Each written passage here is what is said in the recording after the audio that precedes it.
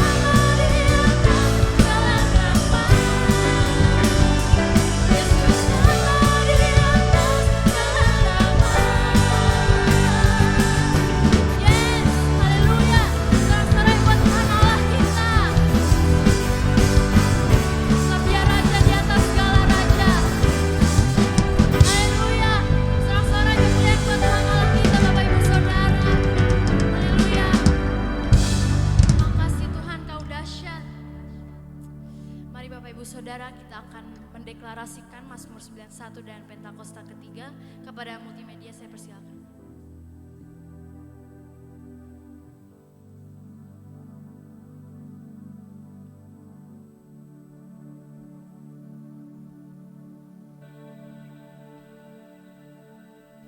Mazmur 91. Dalam lindungan Allah.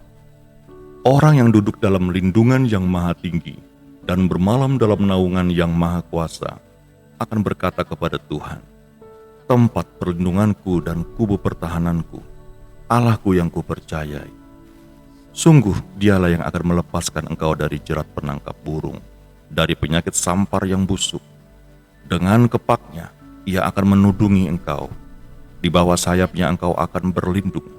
Kesetiaannya ialah perisai dan pagar tembok. Engkau tak usah takut terhadap kedahsyatan malam, terhadap panah yang terbang di waktu siang, terhadap penyakit sampar yang berjalan di dalam gelap, terhadap penyakit menular yang mengamuk di waktu petang. Walau 1.000 orang rebah di sisimu dan 10.000 di sebelah kananmu, tetapi itu tidak akan menimpamu. Engkau hanya menontonnya dengan matamu sendiri dan melihat pembalasan terhadap orang-orang fasik. Sebab Tuhan ialah tempat perlindunganmu, yang maha tinggi telah kau buat tempat perteduhanmu. Malapetaka tidak akan menimpa kamu, dan tulah tidak akan mendekat kepada kemahmu.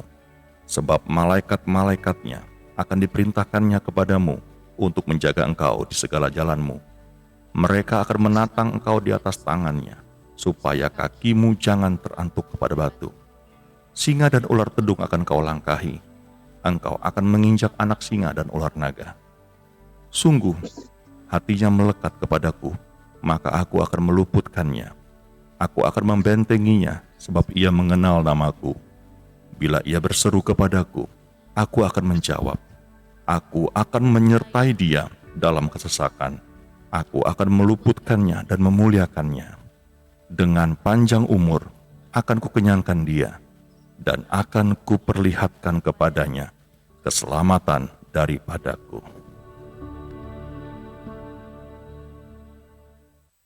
Apa yang dimaksudkan dengan Pentakosta ketiga? 1. Pentakosta ketiga adalah pencurahan Roh Kudus yang sangat dahsyat di zaman ini, melebihi yang terjadi di Azusa Street. 2. Pentakosta ketiga akan mengakibatkan penuaian jiwa yang terbesar dan yang terakhir sebelum Tuhan Yesus datang kembali. 3. Pentakosta ketiga akan membangkitkan generasi Yeremia, yaitu anak-anak muda yang dipenuhi Roh Kudus, cinta mati-matian kepada Tuhan Yesus, tidak kompromi terhadap dosa, dan akan bergerak untuk memenangkan jiwa. 4. Pentakosta ketiga lahir di Indonesia dan bergerak ke bangsa-bangsa. Gerakan ini dari timur ke barat dan akan kembali ke Yerusalem. 5. Pentakosta ketiga akan memberikan kuasa untuk menyelesaikan amanat agung, dan setelah itu Tuhan Yesus datang kembali. Silakan duduk Bapak Ibu Saudara, kita akan mendengarkan Voice of Pentecost. Shalom saudara. Di tahun paradigma baru ini kita percaya bahwa Tuhan akan banyak membukakan paradigma baru bagi setiap kita di dalam segala aspek kehidupan. Dalam VOP kali ini, kita akan membahas paradigma baru di dunia marketplace.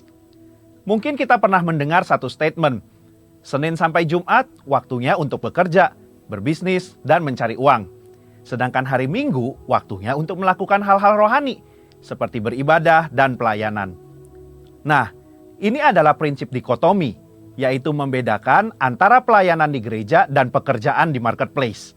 Seakan-akan hal rohani itu lebih superior dan tidak bisa dicampur dengan kegiatan dalam dunia usaha. Tuhan tidak menginginkan hal itu. Dikotomi dapat menimbulkan pemahaman bahwa orang yang bekerja di marketplace tidak bisa mengambil bagian dalam amanat agung Tuhan Yesus. Dalam Kisah Para Rasul dituliskan ada 40 mujizat sebagai pernyataan kuasa Roh Kudus melalui para rasul dan murid-murid Tuhan Yesus lainnya. Yang menarik, ternyata dari 40 peristiwa itu hanya satu peristiwa yang terjadi di tempat yang rohani, yaitu di gerbang indah di Bait Allah. Sisanya terjadi di tempat-tempat publik dan melibatkan murid-murid yang bekerja juga di marketplace.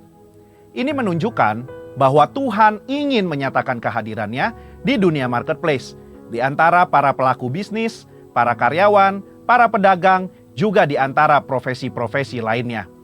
Sejak awal penciptaan, Tuhan menciptakan manusia untuk menguasai bumi, sambil menikmati hubungan yang intim dengannya.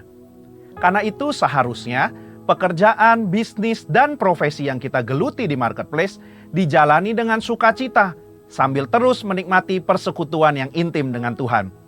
Jadi, pekerjaan bukanlah sesuatu hal yang terpaksa harus kita lakukan supaya kita hidup. Sebaliknya, pekerjaan itu adalah ladang pelayanan untuk setiap kita melipat gandakan talenta yang kita miliki. Biasanya, setiap kita melakukan pekerjaan atau berbisnis adalah untuk memenuhi kebutuhan kita. Namun, oleh karena kehadiran kita sudah dipenuhi Roh Kudus, dunia usaha seperti kantor-kantor, pabrik-pabrik, pasar, dan tempat terjadinya transaksi pun dapat dipenuhi oleh hadirat Tuhan. Selain itu, orang percaya dengan pertolongan Roh Kudus akan menghasilkan karya-karya yang hebat di marketplace untuk kemuliaan Tuhan. Sebagaimana kehadiran Tuhan membawa berbagai berkat dan kemuliaannya di gereja, hadiratnya di dunia bisnis pun dapat membawa nilai-nilai kerajaan Allah, kuasa mujizatnya, dan bahkan keselamatan bagi orang-orang yang ada di sana. Sebagai contoh, mari kita bahas bagaimana penerapan paradigma yang baru dalam dunia bisnis. Poin pertama, kita perlu mengundang hadirat Tuhan di tempat pekerjaan kita, dengan kita berdoa, memuji, menyembah Tuhan. Jika dimungkinkan, bersama-sama dengan sesama anak-anak Tuhan di tempat pekerjaan kita. Poin kedua, dengan menerapkan paradigma Allah di dalam dunia bisnis. Mari kita lihat beberapa contoh paradigma Allah dibandingkan dengan paradigma dunia dalam memandang beberapa aspek bisnis berikut ini. Yang pertama, tujuan bisnis. Paradigma dunia menekankan bagaimana memperoleh laba sebesar-besarnya untuk para pemiliknya dengan cara menghalalkan segala cara, termasuk melakukan tindakan yang tidak etis. Hal ini berbeda dengan paradigma Allah mengenai perolehan laba sebagai hasil dari efisiensi penggunaan sumber daya. Perusahaan memberikan produk atau jasa yang berkualitas sebagai pelayanan kepada masyarakat. Pengurangan kualitas yang tidak etis demi memperoleh keuntungan sebesar-besarnya tidaklah dapat ditolerir. Yang kedua, karyawan. Dunia menganggap karyawan sebagai modal manusia yang tidak berbeda dengan mesin atau modal yang dipaksa untuk memberikan hasil secara konsisten untuk investasi yang sudah ditanamkan. Dalam paradigma Allah, karyawan dianggap sebagai partner bisnis yang dapat diberikan kesempatan untuk memiliki sebagian bisnis. Misalnya, melalui program kepemilikan saham untuk karyawan. Yang ketiga, pajak. Dunia tidak asing dengan cara-cara penghematan pajak, sekalipun melanggar ketentuan-ketentuan perpajakan yang ada, atau menyembunyikan fakta yang sesungguhnya. Dalam paradigma Allah, penghematan pajak tidaklah salah, selama memanfaatkan fasilitas-fasilitas yang disediakan oleh pemerintah. Nah, seringkali pertanyaannya yang muncul setelah mengetahui paradigma Allah dalam berbisnis adalah, bagaimana mungkin saya mendapatkan untung jika melakukan hal-hal seperti itu? Dalam buku Business Ethics in Biblical Perspective, karangan Michael E. Kaverke, ditunjukkan hasil penelitian yang dilakukan terhadap 207 perusahaan selama 11 tahun. Hasilnya, 20 perusahaan yang menduduki ranking teratas adalah perusahaan-perusahaan yang menekankan pentingnya nilai integritas. Sebagai kesimpulan, di era Pentakosta ketiga ini, di mana Roh Kudus dicurahkan kepada semua orang, maka setiap kita yang berusaha dan bekerja di marketplace perlu meminta pengurapan Roh Kudus dalam pekerjaan kita dan menerapkan paradigma Allah. Pengurapan ini menjadikan kita excellent dan unggul dalam bidang usaha dan pekerjaan yang kita geluti, sehingga kita dapat menjadi saksi di marketplace dan ikut ambil bagian dalam amanat agung. Saudara, untuk penjelasan lengkapnya dari tim teologi kami, silakan klik link yang ada di atas atau scan QR Code yang tersedia. Tuhan Yesus memberkati.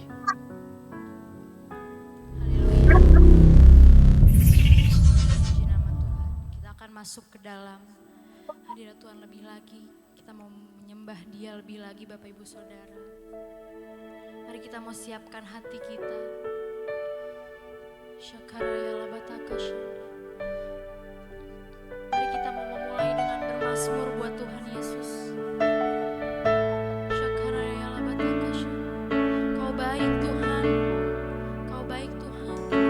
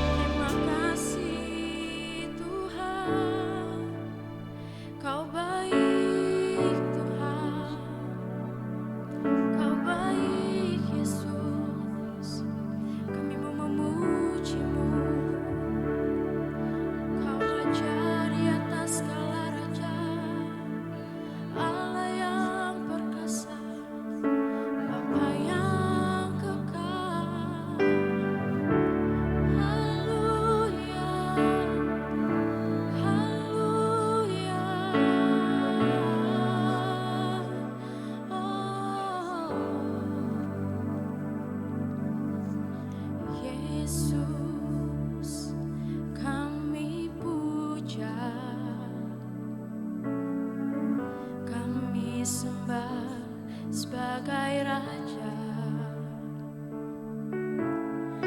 berdiri di tengah kami, ditinggikan dan dipuji.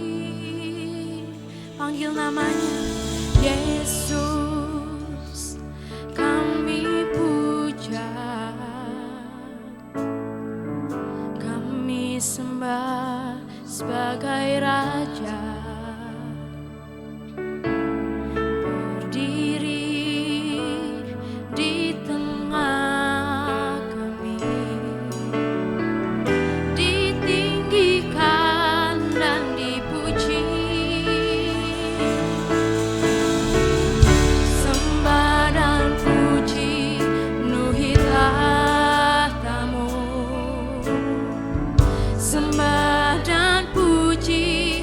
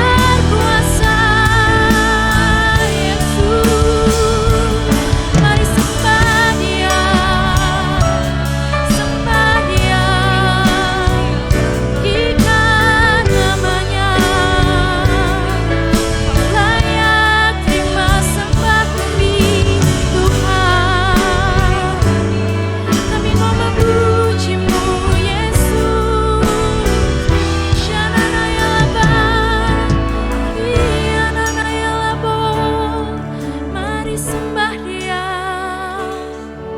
sebab Kau layak Tuhan, Kau layak Tuhan. Kami mau bermazmur bagimu. Shikana yala paraya la bashanda, hina yala bashandara yala bo. Kau ajaib Tuhan, Kau mulia, Kau besar. Sebab itu kami sembah, sebab itu kami puji. Yesus Tuhan, Yesus Tuhan, kami berseru, kami berseru. Nama-Mu besar, haleluya. Shana yala baraya la bashanda, Jesus. Sembah dan puji penuhi tahta-Mu. Sembah dan puji penuhi tahta-Mu. Sembah dan puji penuhi tahta-Mu. Yesus Tuhan adalah Raja. Sembah dan puji, haleluya. Sembah dan puji penuhi tahta-Mu. Sembah dan puji penuhi tahta-Mu. Sembah dan puji penuhi tahta-Mu. Yesus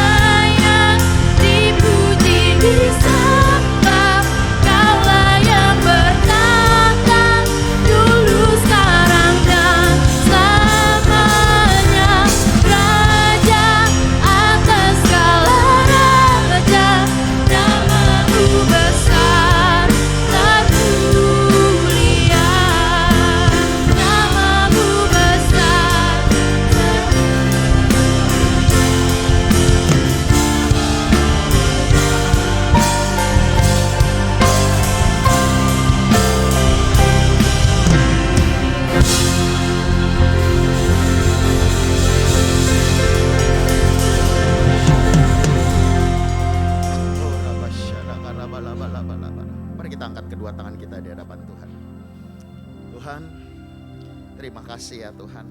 Satu lagi kesempatan kami boleh masuk ke dalam hadirat-Mu. Tuhan Yesus, kami cuma mau bilang kami haus dan lapar akan Engkau.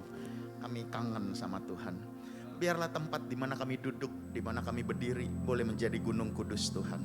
Di mana kami semua pribadi lepas pribadi gampang ketemu Tuhan. Tuhan, nyatakan isi hati-Mu. Beritahukanlah jalan-jalan-Mu. Beritahukanlah apa yang harus kami lakukan pada masa-masa ini. Terima kasih Tuhan. Curahkan kasih, curahkan anugerah-Mu. Tuhan, peluk anak laki-laki dan peluk anak-anak perempuan yang onsite ataupun online ya Tuhan. Tuhan, aku berdoa open heaven terjadi. Open heaven, hadirat-Mu memeluk kami semua, memulihkan dan membangkitkan roh-Mu yang ada di dalam kami. Terima kasih Tuhan, terima kasih. Bapa, urapi mulut dan bibir hamba-Mu, layakan hamba untuk boleh menjadi penyambung lidah. Urapi para pemimpin, para pengerja, urapi seluruh jemaat yang hadir Tuhan, onsite ataupun online. Tuhan, pengurapan yang sama untuk para hamba-hamba Tuhan, untuk PPA. Tuhan, biar pengurapan-Mu yang memampukan kami menangkap apa yang menjadi isi hati-Mu. Terima kasih Tuhan, terima kasih. Bapak, ini kami anak-anak-Mu, kami kangen dengar suara Bapak. Berbicaralah, kami siap untuk mendengarkannya. Di dalam nama Yesus kami sudah berdoa dan mengucap syukur.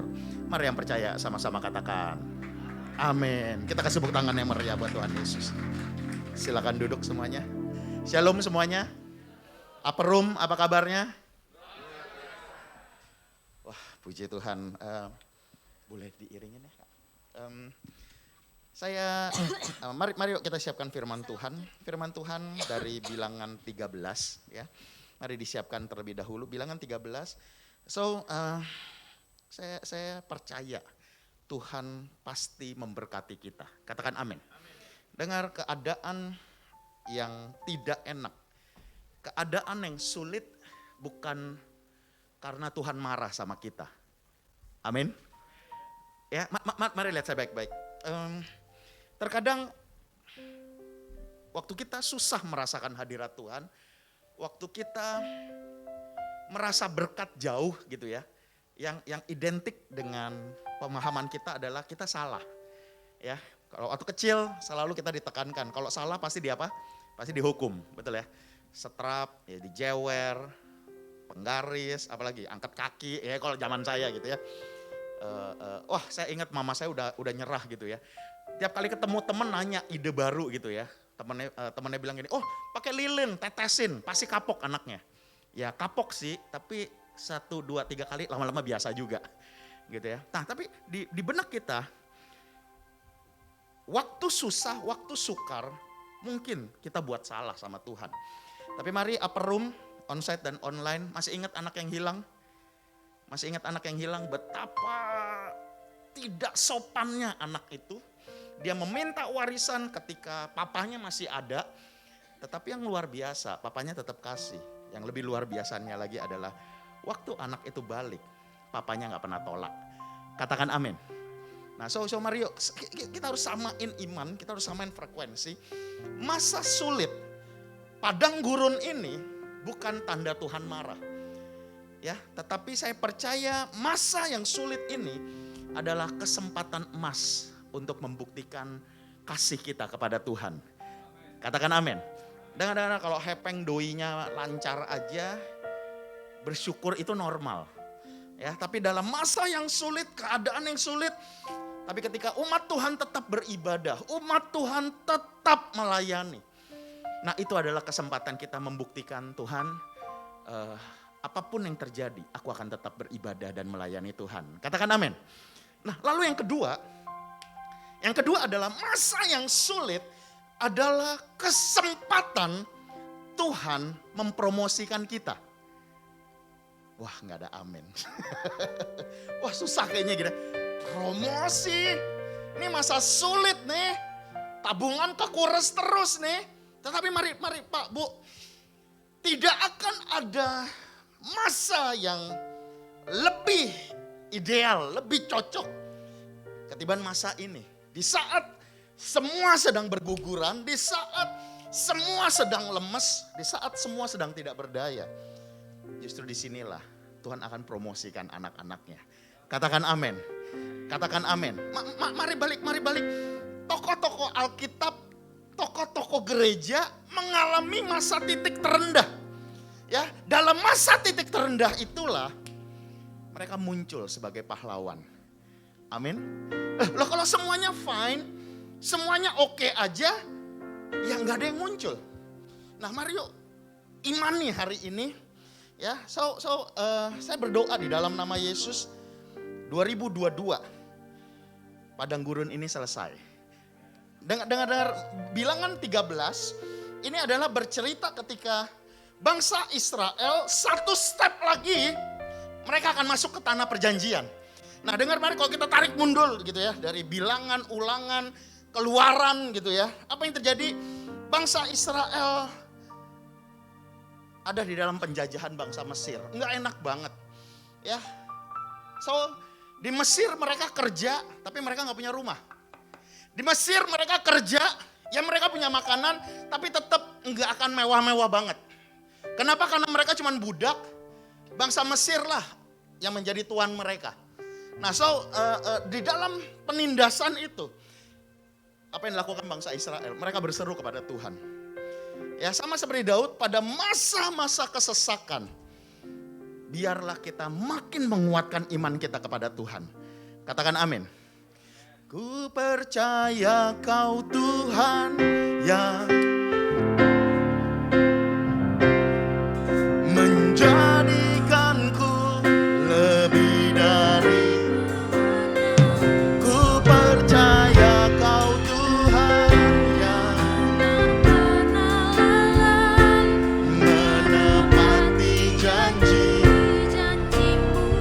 Setan, masa yang sulit ini setan akan bilang begini, nggak ada gunanya kan doa, nggak ada gunanya kan puasa, nggak ada gunanya ibadah.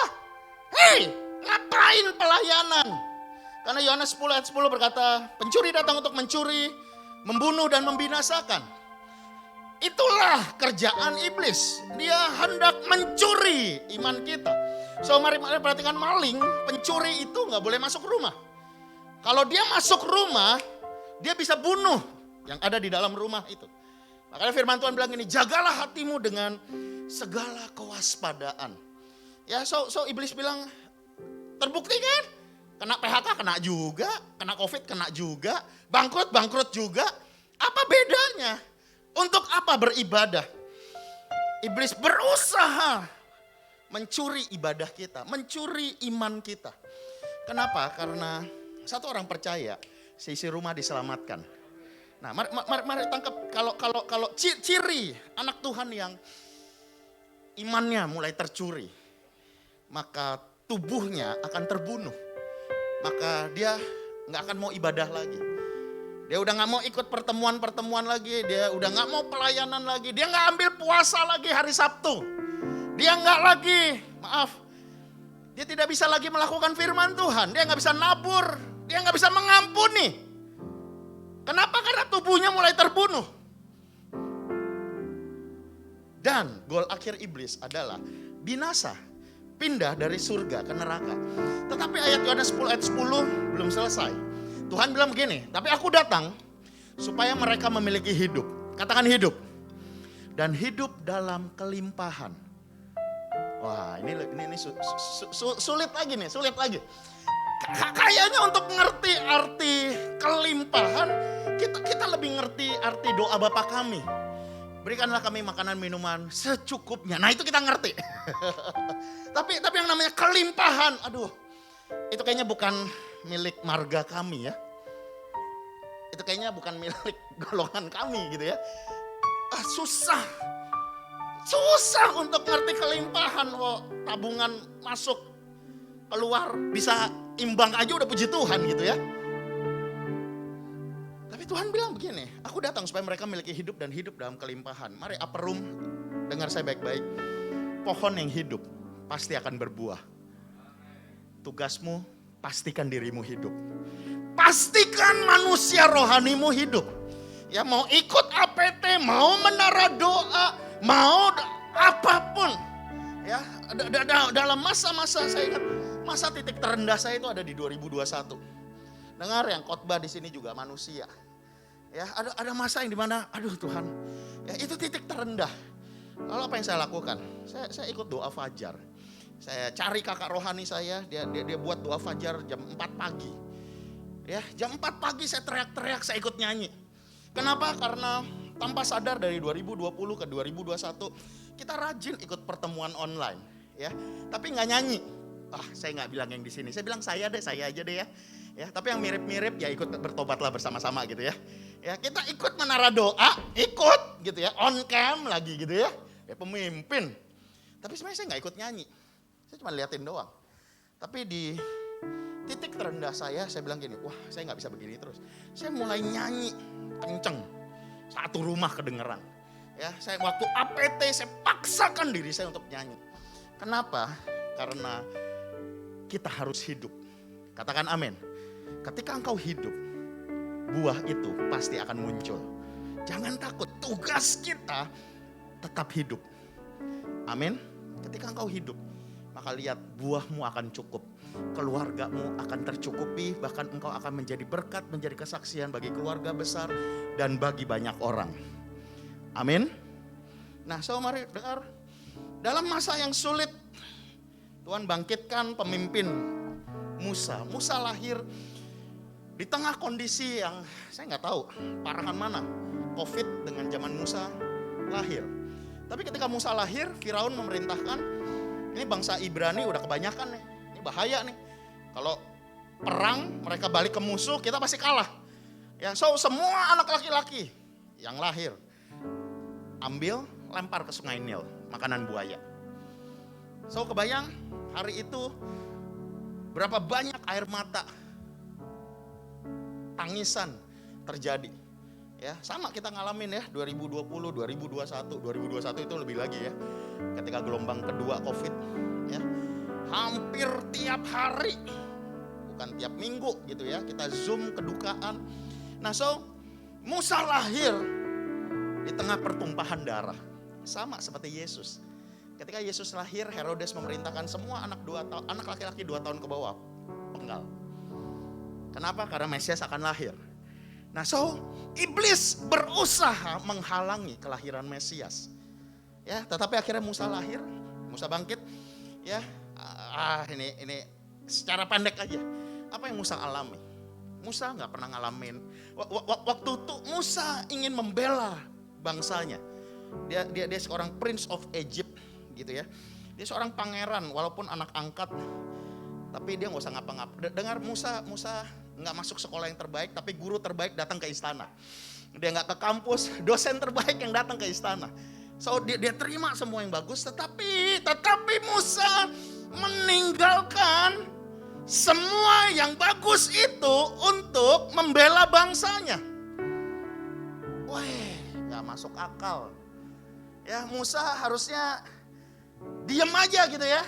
Kalau Ramses kurang oke, dia akan menjadi Firaun berikutnya. Tetapi Musa tinggalkan untuk membela bangsanya. Dan apa yang didapati? Dia nggak dapat aplaus. Dia dapat penolakan. Musa lahir di tengah pembantaian, besar di tengah penolakan. Bangsa yang dia bela, orang yang dia bela, yang menolak dia. Siapa yang ngangkat kamu jadi pemimpin? Berapa banyak di antara kita berusaha lakukan yang baik untuk keluarga kita, untuk sahabat kita, tetapi yang kita alami penolakan. Hei, kalau itu terjadi, ingat Musa. Bagaimana Musa dalam penolakan itu ia pergi ke padang gurun. Untuk apa? Untuk mati. Tetapi firman Tuhan bilang, barang siapa mempertahankan nyawa, ia akan mendapatkannya. Tapi barang siapa mempertahankan nyawa, ia akan kehilangan. Tapi barang siapa kehilangan nyawa karena aku, ia akan mendapatkannya.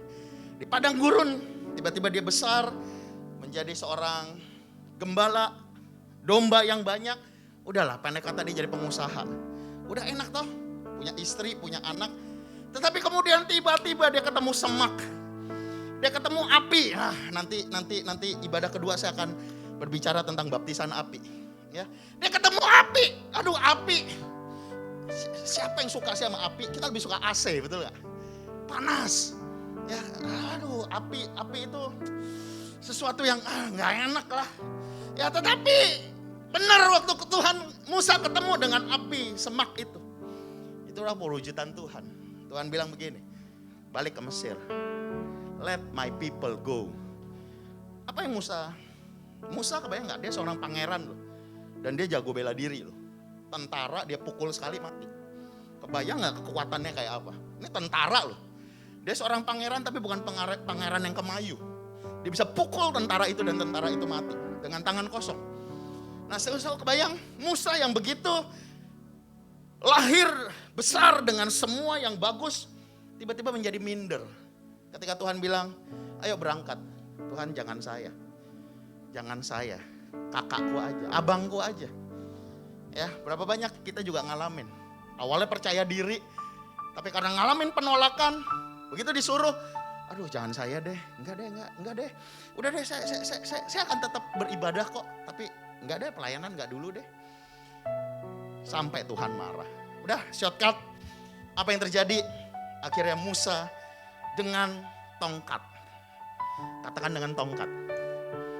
Musa enggak bawa basoka. Dia cuma bawa tongkat kayu biasa. Dan dengan tongkat kayu itu 10 tulah terjadi. Dengar apa yang ada padamu, yang sederhana, yang mungkin gak ada artinya, tapi di tangan Tuhan itu akan menjadi sumber mujizat. Katakan amin. Masih ingat Daud mengalahkan Goliat bukan dengan batu akik Pak Bu. Dengan batu kali yang gak ada nilainya. Mungkin kita banyak minder gitu ya. Kak saya gak kuliah, Kak saya gak punya modal, saya gak punya... Kita punya Tuhan. Katakan amin. Kita punya Tuhan. Umur saya udah lewat. Yes. Kita punya Tuhan. Katakan amin. Abraham, Sarah pada masa lanjut umurnya. Ya, so kita punya Tuhan. Ya. Saat ini ayo kuatin iman kita. Musa membelah laut. Wah, kebayang SeaWorld terbesar. Ya, itu ikan paus, ikan hiu bingung mau nyebrangnya. Lah, gue biasa nyebrang bisa, kali ini gak bisa. Laut terbelah. Mereka melihat pasukan Fir'aun, mereka lihat mujizat demi mujizat. Satu step lagi. Masuk ke Bilangan 13, mereka mau masuk tanah perjanjian. Hari ini saya mau bicara tentang dua pendapat. Kita boleh punya gereja yang sama, kita punya ibadah yang sama, kita boleh menyembah Tuhan bersama-sama, tetapi seringkali ada dua pendapat. Pendapat yang pertama, mari yuk kita buka dulu sama-sama yuk, ayat yang ke-25. Ayat yang ke-25, Bilangan 13 ayat yang ke-25, sesudah lewat 40 hari pulanglah mereka dari pengintaian. Dan langsung datang kepada Musa, Harun dan segenap umat Israel di Kades, di padang gurun Parsan. Mereka membawa kabar kepadanya dan kepada segenap umat dan memperlihatkan sekalian hasil negeri itu. Mereka menceritakan kepadanya, kami sudah masuk negeri itu, kemana kamu suruh? Dan memang negeri itu berlimpah susu dan madu. Kebayang gak tanahnya diperes keluar susu, keluar madu. Wah, itu nanam apa aja bagus banget gitu ya. Dan inilah hasilnya. Mereka bawa hasil. Hanya, nah ini pendapat pertama. Hanya tanahnya bagus. Ya, janji Tuhan bagus. Ya, gua udah dengar dari 2020 engkau akan naik dan bukan turun, engkau akan jadi kepala dan bukan ekor. Yes. Ya, aku percaya. Tuhan datang supaya kami hidup dan hidup dalam kelimpahan. Tetapi bangsa yang diam di negeri itu kuat-kuat.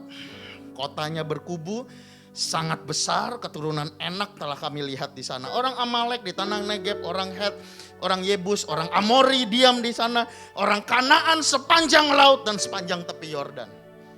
Ibadah yang sama, gereja yang sama, penyembahan yang sama, firman yang sama. Tetapi pendapat yang pertama berkata, ya saya percaya janji Tuhan bagus. Tetapi musuhnya kuat.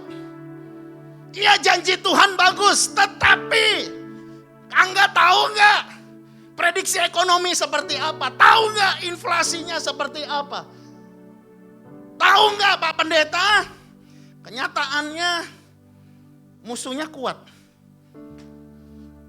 So, yang pertama bilang gini, iya saya percaya Tuhan baik. Saya percaya janji Tuhan baik. Tetapi keadaannya sulit. So, satu kata, tidak percaya. Tidak percaya. Hari ini mari lihat saya baik-baik. Termasuk umat Tuhan dan hamba-hamba Tuhan yang ada di Zoom. Firman Tuhan bilang engkau akan naik dan bukan turun. Engkau akan jadi kepala dan bukan ekor. Percaya nggak? Percaya nggak? Atau engkau bilang gini, itu kan buat Jeremiah generation. Itu kayaknya buat yang muda. Waktu saya mau mengatakan begini, engkau akan punya rumah pribadi. Wah, nggak akan ada bank yang kasih ke Angga. Nah, ini golongan pertama. Tetapi mari lihat baik-baik ayat yang ke-30. Kaleb mencoba menenteramkan hati bangsa itu. Dan di hadapan Musa dan katanya, tidak, kami akan maju, kami akan menduduki negeri itu. Sebab kita pasti dapat mengalahkannya. Yang golongan kedua berkata begini, iya, janji Tuhan baik, iya, musuh itu besar. Tetapi Tuhan saya terlebih besar. Katakan amin. Upper room, mana yang lebih besar? Masalahmu atau Tuhanmu? Mana yang lebih besar? Masalahmu atau Tuhanmu? Ku percaya kau Tuhan, tak pernah gagal menjadikanku. Ayo nyanyi, berseru. Orang masyarakat aperum, tetap percaya. Orang masyarakat tak pernah gagal menjadikanku. Engkau akan jadi pemenang. Orang masyarakat.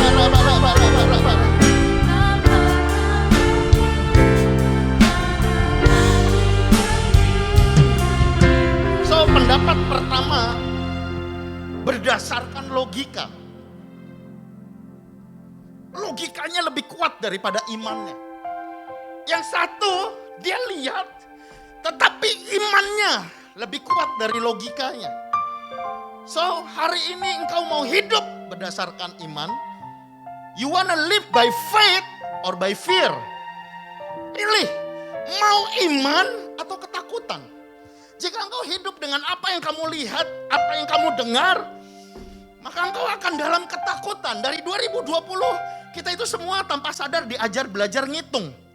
Ketika kasus penularan pertama, wah ada 2 orang. Tiap hari kita liatin, wah nambah lagi, wah kita jago berhitung. Ya ketika kita kena, wah mulai hitung. 21 hari, 14 hari, wah ntar mundur lagi. Ya ketika 2021 kita mulai ngitungin oksigen dalam darah kita. Wah cekin, wah ini kayaknya gue kena nih. Ya, ngitung lagi. Ketika 2022 minyak goreng hilang, ngitung lagi kan. Mulai hitung terus. So apa itu logika? Logika itu engkau hidup dalam hitung-hitungan. Sama seperti murid Yesus. Ketika Tuhan bilang begini, kamu yang kasih mereka makan. Murid-murid bilang gini, guru, roti seharga 200 dinar juga gak cukup. Ini tabungan kita semua nih. Kamu punya apa? 5 roti dan 2 ikan. Bawa. Katakan amin. Masih ingat janda miskin? Saya cuma punya segenggam tepung. Berapa gram tuh? Gak ada yang tahu. Segenggam, Pak, bukan seplastik. Saya cuma bikin roti kecil, setelah itu mungkin aku dan anak saya akan mati. Udah gak tahu mau makan apa. Masih ada janda lagi di zaman Elisa. Cuma punya 1 buli-buli minyak. Mungkin menurut saya 1 buli-buli. Buli-buli itu mirip botol parfum. Botol parfum yang mahal. Buli-buli kecil. Ini anak saya mau diambil sama penagih hutang. Tapi sekali lagi. Kita punya Tuhan yang dahsyat. Katakan amin. Oh Rabasyanda, mainin lagu dari depannya Kak. Engkau yang lebih tahu. Dengar, jangan hidup berdasarkan logika. Kenapa kita banyak logika? Karena tanpa sadar kita lebih banyak baca berita daripada baca Alkitab. Kita lebih banyak ada dalam suasana dunia ini dan kurang masuk dalam hadirat Tuhan. Doa lagi. Mau makan apa? Ya betul, kita harus kerja. Tapi kita juga jangan tinggalkan hadirat Tuhan.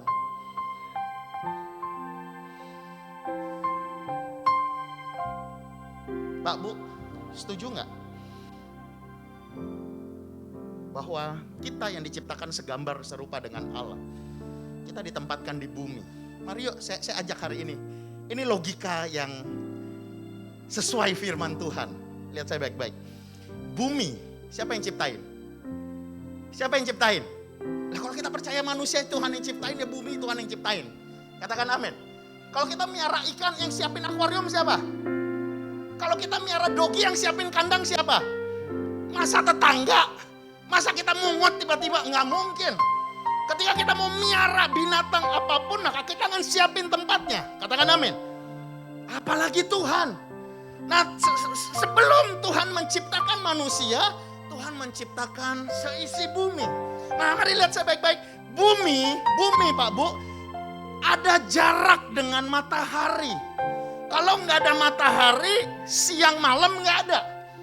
Ya, kita bisa tidur terus gitu ya. Tapi mari dengar, bumi jaraknya siapa yang ngatur? Siapa yang ngatur? PBB? NASA yang ngatur? Nggak bisa, mereka pun tidak punya, mau secanggih, mau bisa bikin kapal ulang-alik. Mereka nggak bisa ngatur jarak bumi dengan matahari. Mari lihat saya baik-baik.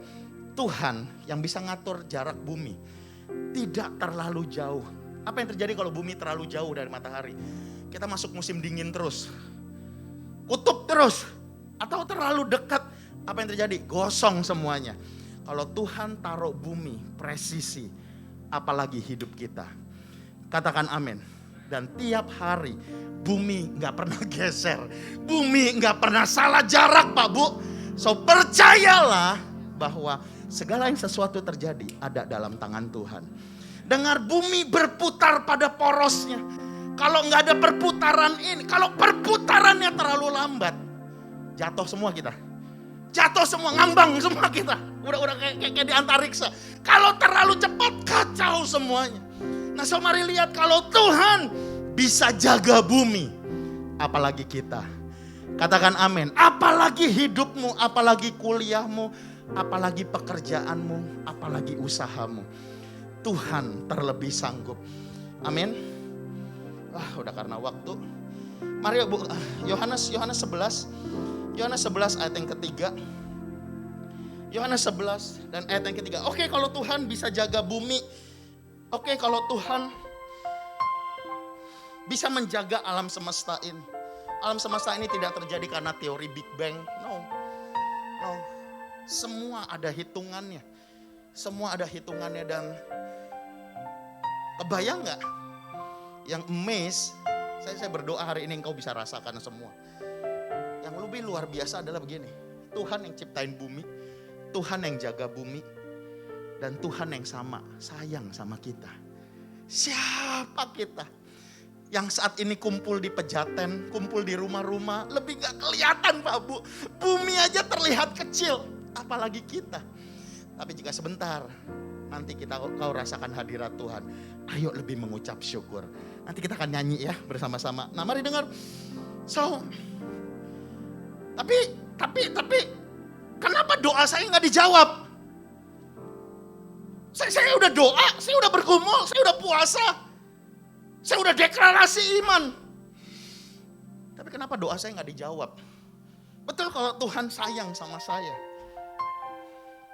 Kenapa kerinduan saya tidak Tuhan jawab? Yohanes 11 ayat yang ketiga. Tuhan punya sahabat yang dia sayang. Lazarus. Lazarus punya saudara perempuan, Maria dan Marta. Dan Lazarus yang sakit itu adalah saudaranya. Kedua perempuan itu mengirim kabar kepada Yesus, Tuhan, dia yang engkau kasihi sakit. Dia yang engkau kasihi. Maria, Marta tahu banget Yesus sayang banget sama Lazarus. Oh Rabasya, siapa Lazarus? Lazarus, Maria, Marta tinggal di Betani, desa kecil. Desa kecil, bukan daerah orang kaya. Ya. Tuhan itu dekat dengan orang-orang susah. Amin. Masih ingat Matius 5? Berbahagialah orang yang miskin di hadapan Tuhan. Amin. Tapi Tuhan masa kekurangan terus? Oke, balik. Kebayang Lazarus sakit, Maria Marta kirim utusan. Zaman dulu nggak ada GPS Pak Bu, zaman dulu nggak ada peta. Kebayang nggak utusannya nyarinya setengah mati loh. Ya, Yesus khotbah di mana, oh itu harus tanya mulut ke mulut. Singkat cerita setelah perjuangan yang berat, akhirnya messenger ini ketemu dengan Yesus. Lalu dia bilang, saya nggak baca-baca lagi ya. Dia bilang, Guru, dia yang kau kasihi sedang sakit. Datang dong. Tapi kita tahu ayat yang selanjutnya. Ketika Tuhan dengar Lazarus sakit, apa yang terjadi? Tuhan menunda 4 hari. Tuhan gak segera jalan. Tuhan gak segera, kan kita pengennya doa kita langsung dijawab dong. Kalau sakit langsung sembuhin dong. Kalau bangkrut langsung pulihin dong. Kita maunya cepet dong. Tetapi Tuhan menunda. Sampai murid-muridnya bingung. Loh, Tuhan ini kan hopeng loh. Ini kan best friendmu. Sakit, udah dikasih tahu sakit. Kok malah nunda-nunda sih? Wah, udah gak best friend ya? Ini kalau anak kecil gitu ya. Oh, lagi musuhan ya? Lagi kesel ya sama Lazarus ya? Tuhan bilang gini, ini tidak akan menjadi maut, tapi untuk kemuliaan Tuhan. Katakan amin. Upper room, tangkap apa yang terjadi saat ini atas dirimu, atas usahamu, atas keluargamu adalah untuk kemuliaan Tuhan. Yang percaya katakan amin. Yang percaya katakan amin. Lalu apa yang terjadi? Setelah menunda akhirnya Yesus jalan. Dan kelihatannya sudah terlambat. Lazarus sudah mati 4 hari. Udah dikasih tahu, bukannya buru-buru ya. Bukannya cepet datang. Tuhan, waktu saya mau investasi kan saya udah doa. Saya udah doa. Saya udah nanya teman rohani pula, teman gereja pula. Taunya tertipu. Kenapa sih waktu saya dulu mau naruh, kenapa Tuhan gak larang sih? Sekarang habis nih tabungan, habis nih. So, ketika Yesus datang, kita tahu Marta datang. Lalu Tuhan menghibur Marta, jangan takut, ia akan bangkit. Nah, Marta ini teologianya kuat. Marta ini anak Tuhan yang rajin belajar gitu ya. Mungkin kom 100, 200, 300, 500, 600 kali gitu ya. Wah, semua dia udah hafal. Iya Tuhan, saya tahu. Lazarus akan bangkit nanti. Oh, ya udah. So, jangan datang ke Tuhan dengan kepandaianmu. Jangan menghadap Tuhan dengan kehebatanmu, dengan jabatanmu, dengan titelmu, dengan semua yang kamu bisa. Jangan. Apa yang terjadi waktu Tuhan ketemu dengan Maria? Maria ucapkan perkataan yang sama persis. Tapi bedanya cuma satu. Pak Bu, sahabat-sahabat, bedanya ada air mata yang mengalir. Ada air mata yang mengalir. Dan perkataan yang sama itu diakhiri dengan masgiullah hati Tuhan Yesus. Upper room, kapan terakhir engkau nangis? Dalam hadirat Tuhan. Kita bisa nangis kalau hilang handphone, mobil tabrakan, hilang investasi. Tapi yang saya mau tanya, kapan terakhir kita nangis dalam hadirat Tuhan? Itu yang mahal. Katakan amin. Waktu ditanya teman-teman, Kak kangen gak MDPJ? Kangen. Masa sih yang gua kangen nangisnya? Saya kangen waktu-waktu ketemu Tuhan. Ya, nanti sebentar kita sama-sama ya.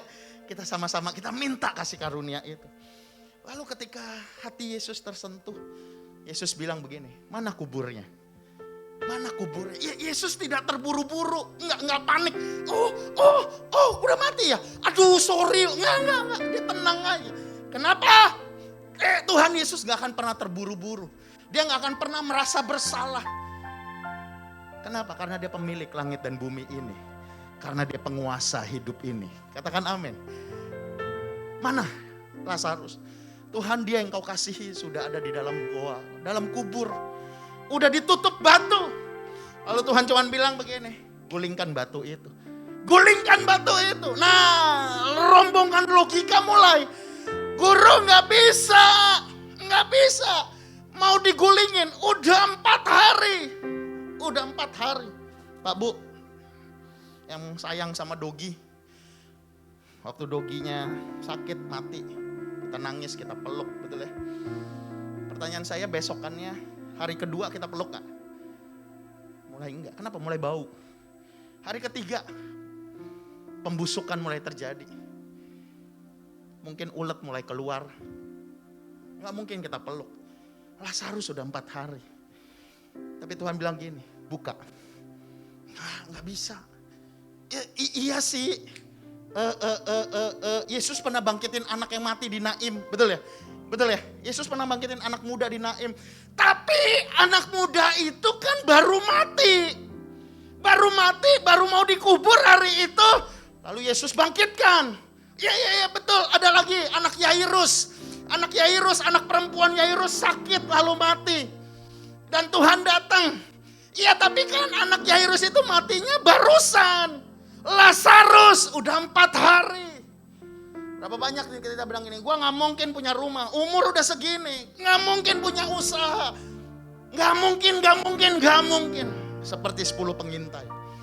Tapi singkat cerita, Tuhan berfirman, gulingkan batu itu. Dan ketika batu itu digulingkan, apa yang terjadi? Lazarus, come out. Orang yang sudah mati 4 hari. Dengar, orang yang mati itu pasti jarinya diikat, betul ya? Jarinya diikat, jempol tangan, jempol kaki diikat. So keluarnya bagaimana Pak Bu? Keluarnya gak begini, tendeng-tendeng, no. Percayalah, hari itu bukan, kita bacanya sukacita gitu ya. Hari itu ketakutan semua. Kebayang, lalu Tuhan bilang gini, buka kain kafannya. Waktu disuruh buka kain kafan, saya percaya kehebohan terjadi. Para jemaat bilang gini, jangan saya, kepala kul. Wah, kepala kul, jangan gue, diaken, koordinator, gembala aja deh. Ya ada yang apes aja deh. Udah buka kain kafan, ya kalau dibuka ada isinya, kalau dibuka kosong. Tapi mari dengar, masa yang terendah, masa yang sulit adalah untuk Tuhan promosikan kita. Yang setuju katakan amin. Mari kita bangkit berdiri sama-sama yuk. Engkau yang lebih tahu. Mari yang di rumah-rumah membuka jalanku. Engkau yang lebih mengerti. Mari pejamkan matamu. Kejar hadirat Tuhan. Menolong hidupku. Katakan dengan iman. Percaya kau Tuhan yang Tak pernah gagal menjadikanku lebih dari pemenang. Ku percaya kau Tuhan yang tak pernah lalai. Ayo angkat kedua tanganmu, deklarasi iman, katakan.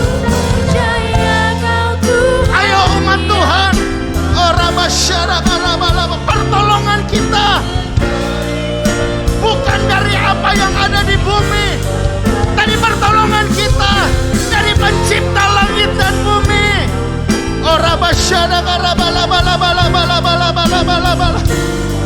Ayo bersama-sama kita doa bahasa roh. Ayo sembah Tuhan. Aperum, percaya lagi.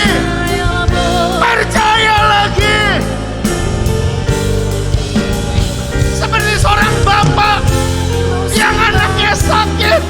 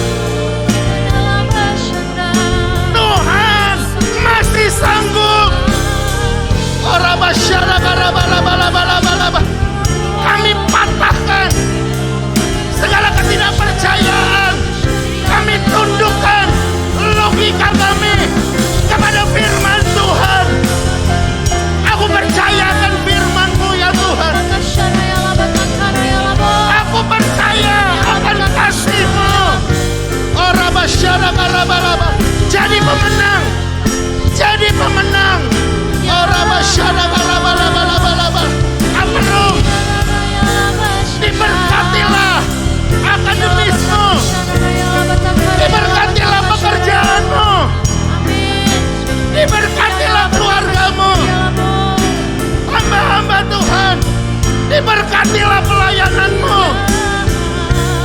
You are the messenger of the third Pentecost. Percaya. Oh Rabasyarabalabalabalaba. Kami percaya ya Tuhan. Tuhan yang tak pernah lelah menjadikanku lebih dari pemenang.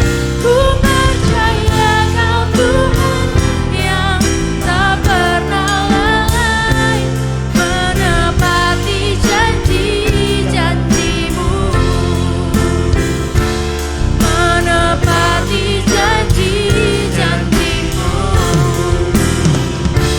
menepati janji-janji-Mu.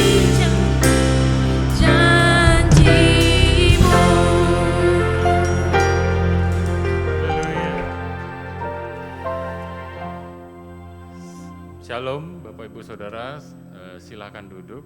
Kita mendengarkan beberapa pengumuman. Sebelumnya terima kasih untuk Bapak Pendeta Eza Zingga untuk pelayanannya, untuk firman Tuhannya yang luar biasa. Kami sangat diberkati, Tuhan Yesus memberkati. Yang pertama, pengumuman untuk sekolah minggu, untuk perdana hari ini sudah mulai, jadi untuk ibadah-ibadah berikutnya, Bapak Ibu Saudara sekalian, untuk anak-anak akan masuk ke sekolah minggu. Yang kedua, saya mengajak Bapak Ibu Saudara sekalian untuk mendownload aplikasi gereja GBI Pejaten Village. Itu sudah tersedia di App Store atau di Play Store, jadi tinggal langsung aja di-download. Apa aja di dalamnya, yaitu informasi mengenai program-program gereja, dan juga lengkap di dalamnya ada fitur baru untuk link setiap ibadah. Jadi mulai ibadah raya 1, ibadah raya 2, itu linknya sudah ada di aplikasi. Dan juga untuk permohonan doa, jadi Bapak Ibu Saudara sekalian yang ingin didoakan bisa masuk ke dalam aplikasi, itu ada linknya juga, form permohonan doa. Untuk KUL juga nanti juga ada di dalam aplikasi, jadi yang ingin terhisap dalam KUL bisa langsung masuk ke dalam aplikasi, nanti tinggal dipilih mau KUL-nya di mana, nanti akan ada notifikasi ketika KUL itu akan dimulai. Oke, yang ketiga saya bertanya dari Bapak Ibu Saudara sekalian yang baru pertama kali hadir di gereja kami, boleh angkat tangan. Oh, ada sebelah sana Ibu, ya selamat datang di gereja kami.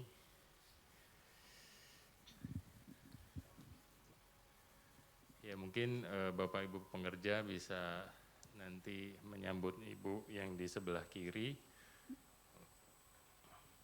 Oke, itu aja. Saya undang Bapak Ibu Saudara sekalian untuk berdiri, bangkit berdiri, kita akhiri ibadah ini. Dan sekalian kita mendoakan bagi jemaat-jemaat yang sakit ya.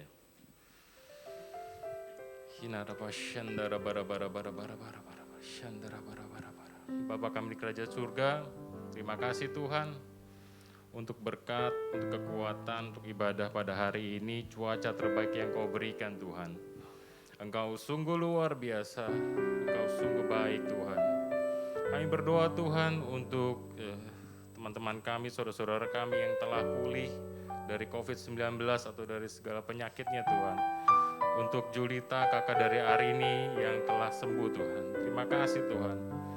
Untuk Bapak Ronald Edi Situmorang yang saat ini masih terbaring sakit Tuhan. Kiranya Kau berikan kesembuhan yang sempurna.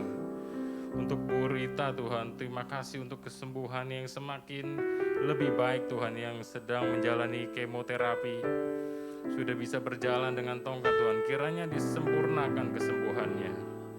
Juga untuk Bu Tio Marpau untuk pemulihan kesehatannya, serta bisa melayani bersama-sama kami kembali Tuhan. Juga untuk Bu Tio Hernita dan Bapak Bilson Marpau yang sakit stroke, Mama dan Papanya Bang Franto Tuhan, supaya terus terima pemulihan kesehatan dari Tuhan. Juga untuk Jeki Tuhan dalam pemulihannya di rumah. Untuk Bang John yang hari Kamis kemarin operasi batu ginjal di rumah sakit Tuhan. Biarkan Bang John diberikan pemulihan yang sempurna di dalam nama Tuhan Yesus. Juga untuk Ibu Merlidina, Kakak Sonia yang operasi kanker Tuhan stadium 2 kemarin, kiranya penanganan medis yang baik dan Tuhan pulihkan sempurna. Untuk Bu Oni Tuhan, kiranya kandung kemihnya sembuh sempurna di dalam nama Tuhan Yesus. Juga untuk teman kami Bella Warung yang demam tinggi kemarin Tuhan, yang dirawat di rumah sakit. Hasilnya Tuhan, Kau berikan kesembuhan yang sempurna dalam nama Tuhan Yesus. Untuk Lala putri dari Pak Robin Tuhan, yang kemarin pasca operasi usus buntunya Tuhan, pemulihan terjadi pasca operasi. Terima kasih Tuhan. Untuk Mbah dari Kak Ines yang terbaring kritis di Rumah Sakit Purworejo, kesembuhan terjadi untuknya. Kami yakin dan percaya mujizat terjadi Tuhan, dalam nama Tuhan Yesus. Kami juga berdoa Tuhan untuk teman-teman kami, untuk kesusahan-kesusahan lainnya, buat teman-teman yang bergumul untuk teman hidup, buah hati, untuk mencari pekerjaan dan usaha, kesehatan yang sempurna, berkat terbaik dari Tuhan. Terima kasih Tuhan. Khusus kami berdoa untuk anak-anak kami yang akan menghadapi ujian akhir di minggu ini Tuhan. Khusus untuk anak SMP, Kau berikan hikmat, kekuatan, juga kesehatan Tuhan.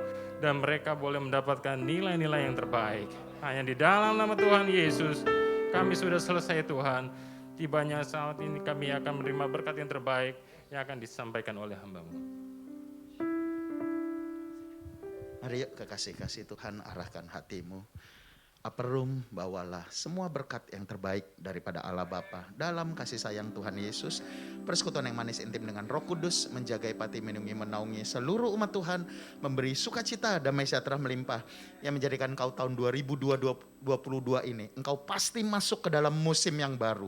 Yang lama berlalu dan yang baru sudah datang. Kami semua akan semakin serupa dengan gambar dan rupa Tuhan Yesus. Upper room, diberkatilah akademismu. Beasiswa ranking cum laude akan menjadi milikmu dan anak-anakmu.